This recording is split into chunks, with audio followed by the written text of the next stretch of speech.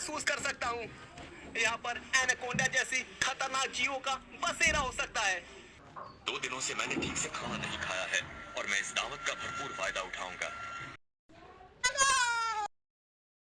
रोम रोम भाइयों, सिस्टम पार देंगे।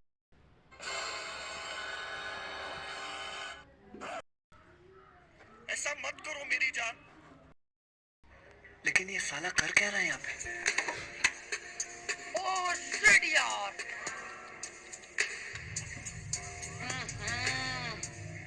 इसमें तो मुझे समझ में ही नहीं आ रही है क्या प्रॉब्लम है।